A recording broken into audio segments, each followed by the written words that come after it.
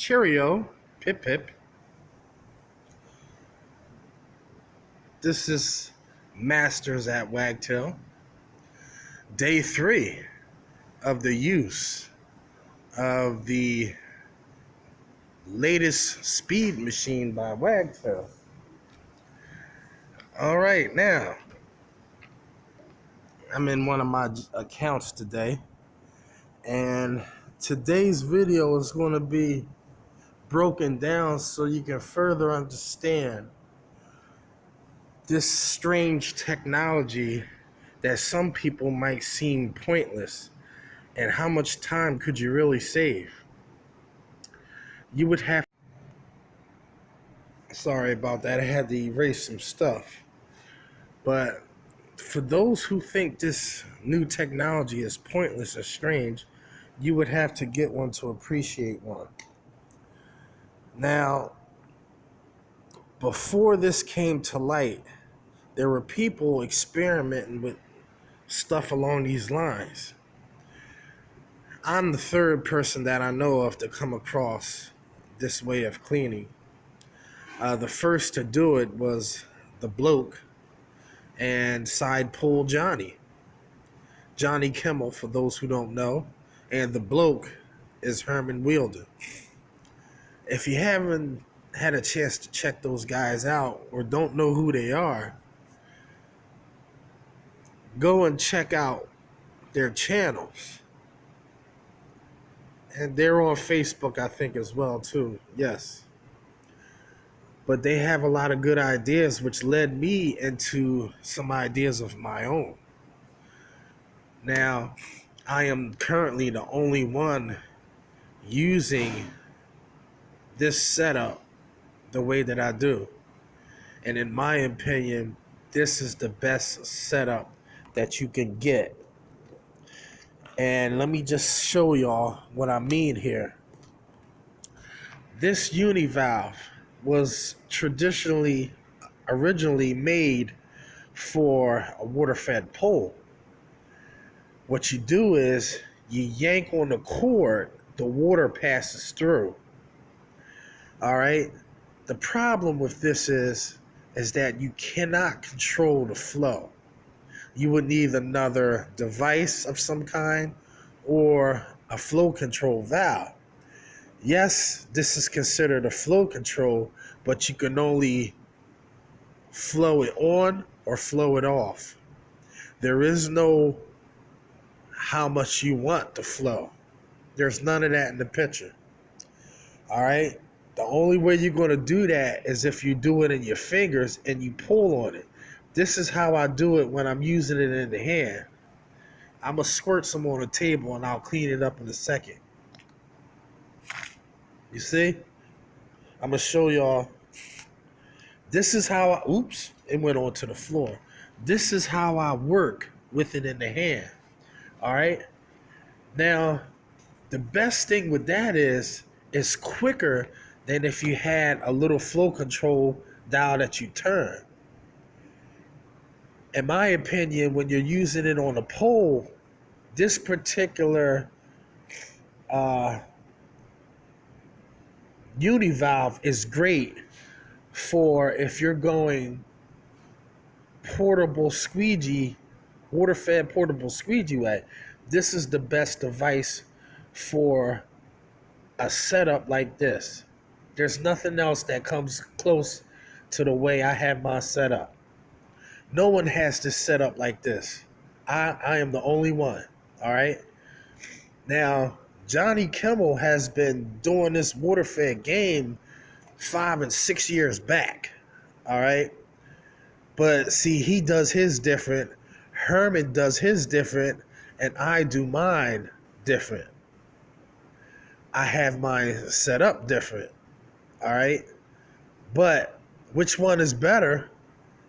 It's more of a preference. You know, you have it set up to how you want to work, how you clean your windows. What are you doing? Are you doing route work? Are you doing residential? I'd say if you're doing residential, this isn't really helping you much. Where this comes into play is commercial and route work. All right. You'll see the value in this a lot more.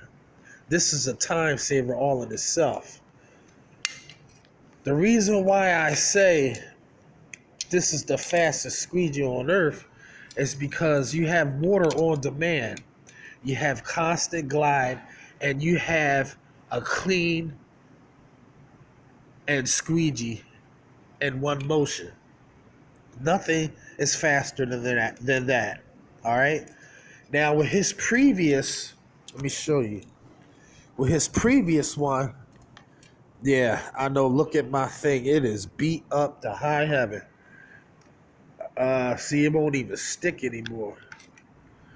Somewhat, but it's on its last leg, the sponge. But if you come and look now, with that sponge being close to the rubber, for those guys who like to use extreme amount of bubbles, the bubbles, see, foam encapsulate bubbles a lot more and agitates it a lot more due to its holes and fibers that a sponge has. When that so-called water and bubbles passes through, it creates more bubbles. So you got a big foamy mess. And when you're trying to close off the water, it's almost impossible to get a clean close off with all the froth left behind trying to close off onto the bottom part of the window. The problem and the solution with that is you just don't use that much soap. But with this new version that he has, if you tend to get a little crazy, I mean real crazy with the soap, this one works out a lot better. Now, why is that? I'll tell you why. You remember that curve I was telling you about? This is why Willie's brain is always going. You remember that curve I was telling you about? I don't know if he knows it, but maybe he does. He's got to know if he's using the tools like I am. That curve, all right? I don't know what's his initial reasons for making that curve more than that one, but I noticed that with that curve, the soap doesn't get trapped between the lip and the channel metal part itself. It doesn't get trapped behind there and spills over and messes up the bottom part of the window when you're closing out. Because of that extra curve, it seems to me that that soap has somewhere to go more than that one. So that's a little nice surprise that I noticed with this. But one thing I do have to add as well is that when this gets popular and takes flight, just remember who was doing it first and who knows it better. The people that actually started working, I know my way around this way of cleaning. All right. So I can speak firsthand on the value in this system setup. Now, you want to go pure water? You can do that too. This tool has given you options, many options. Now, from being a combination tool for many years, this is now a multi-function tool. Not only does it clean, it could be a squeegee, it could be a mop, all right? It could be a water-fed squeegee. It could be a pure water device. And it eliminates drag and rubber wear. What's going on? It eliminates drag and rubber wear. Troublesome windows that are smoking and steaming on a hot day.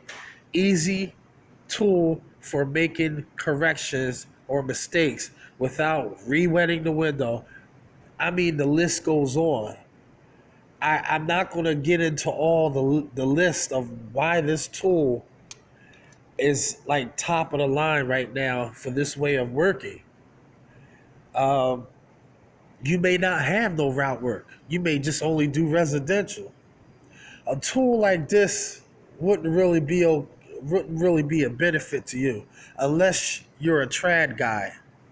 If you're a trad guy and you like doing pole work, uh, you know, you could use it then. I mean, you could probably use it just as well as a regular squeegee, but I'm saying in order to really appreciate and see the value in this, you would have to have work like me. All right? You would have to have work like this.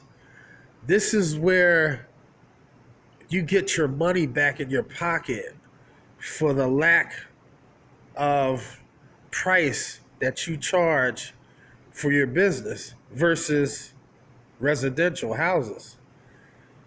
When you're trying to compare the two together, they're in two different separate leagues, all right? Houses pay more, but the frequency isn't there. So you got to take the bad with the good. So if you have frequency, that's residual income. So what that means is that you have to make it as cost effective as you can in order to maximize your profit margins, which means you have to get the right tools that's going to allow you to produce the same results and spend less time on these jobs. Now, a lot of you don't even care about sticking and moving. You just care about doing a good job. Okay, well, that's fine. But if you want to do more in a day and make more money in a day, that should be a no-brainer. You guys shouldn't have to think about that one. You feel me? If you don't like more money and you just like doing a good job, I think you're going about the business all the wrong way. You could do a good job with the right tools and save time as well too. You don't have to think that you're going to chop up windows because you're going to adopt to a new way of cleaning. That's just ludicrous. You know, the accelerator cannot even touch what this tool can do on route work because the way it's set up. Yeah, Mormon has a one pass, but it's bulky. And it's cumbersome. It's not that great. You see the one pass on this? You see the streamlined ability getting behind door handles too. You know? You're not going to do that with a Mormon one pass. A Mormon one pass is not going to do what this can do. Not to mention, you have to stop and look for a water source. You have to stop and flip the mop around. There's so many things I can tell y'all that some of you don't already know, but y'all get the picture. It's just working smart, not hard. All right? I have a second part of this video.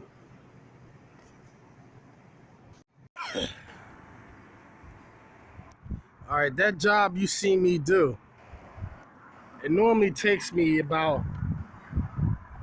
excuse me, it normally takes me about 25 minutes to do, right? I shaved off about 7 or 8 minutes. Now that might not seem like a lot, but given the short duration of the time that I'm here, I would think 7 minutes is a big saver, because if you're spending an hour or 2 hours on the job, you could literally shave off about 30 to 40% using this tool, a tool like this. I'm not saying that you'll be able to use this tool on all jobs, but I gotta tell you, the fastest way to clean transoms is a one pass, because like I said, no one's putting fingerprints up there. You can't get any faster than a tool like this. What I've done here, I've taken the rubber out, and the only reason why I did that is because if you noticed my last video, it protrudes too much. Now that's great for when you're closing off, but here's the problem with that rubber. if you're doing straight pulls, it's not an issue. But if you're trying to zig and zag, and if you use it in your hand, it can't get the corners properly. Why? Because there's no metal to support the extra rubber that protrudes. All right. Now, if he could actually shave it down like the regular Wagtail rubbers, I think we'll be okay. Now, I decided when I told y'all I didn't have an opinion about the formula just yet, because I said it was a little grippy. But as I was using it, it's just like razor red rubber. It tends to be a little grippy in the beginning. But after you clean a few windows, that rubber moves beautifully on the glass. I mean, it moves beautifully. I must say, I'm impressed. I am very impressed. But as far as the way it was cut and the thickness, the wideness of it, I'm not too feeling that. It may be better in the high flyer. Matter of fact, since I took it out of this, I'm gonna put it in the high flyer and see how it does, and I will give y'all some positive feedback. What I mean by positive, whether it's not great or whatever. Positive meaning that the information I get is positive, because you can take that information and use it to make a decision. And that's positive. All right. So there's nothing negative here in my videos. I just tell you the truth, plain, cut, and dry. So the people that make the videos negative are the people how they perceive it, because that might not be the original message, So the next thing I did is I dog-eared the channel. Why? I didn't have to, because once I took the rubber out, I'm sure it was fine. But I don't like detail in my edges. I am a perfectionist and a stickler when it comes to getting it right the first time. This is why I never put a rag on a pole. I never detail. It's because my windows always come out flawless. And now no one's 100% perfect all the time. I may chop a few windows up here and there, especially when I'm in a rush, but nothing nobody's going to see and complain about, basically. So, do you have to get this tool and dog-ear it? No, you don't. It's more of a preference. I just happen to have all my channels this way. But this tip, without a doubt, I'm in love with it. It has the greatest spread and coat a window in seconds without splashing with the overspray residue all over the side of the frames. This is just marvelous. Simply marvelous, darling. So, this is without a doubt going to be one of my favorites. Now, I like the high flyer, don't get me wrong. The high flyer sells like hotcakes. It flies off the shelves. But if you ever put one of these power pivots in your hand, because there is no power pivot high flyer. Now that might be a good thing for Willie to focus on next time. Maybe it might make the high flyer a little more smoother, but you can't get any smoother than this power pivot. The range of motion when you're trying to cross pull it is very good, very nice.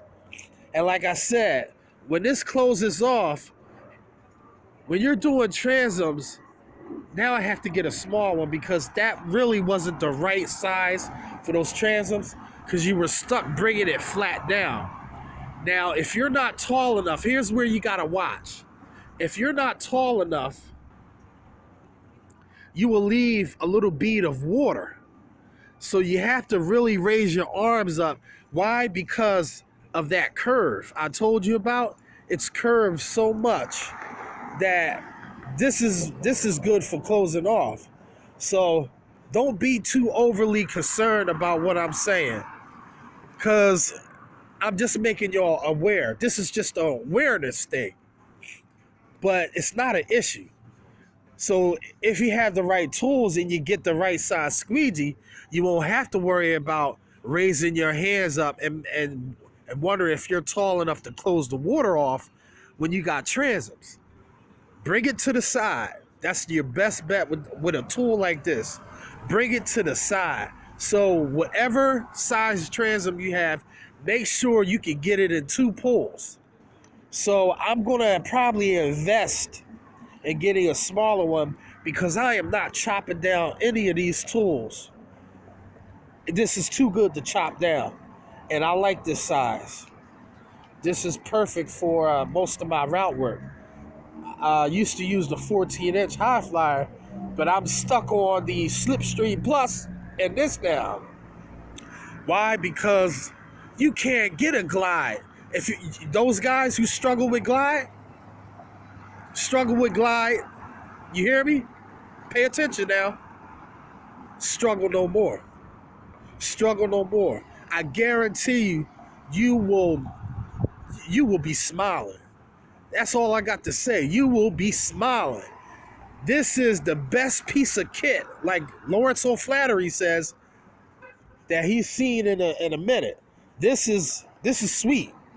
This is sweet like candy sweet, man. I'm telling you. And it cuts like warm butter in a pan, melting. But this is Masters at Wagtail, and I'll see you in the next one. Macafrackalacka, peace, peace, peace. Get yourself one.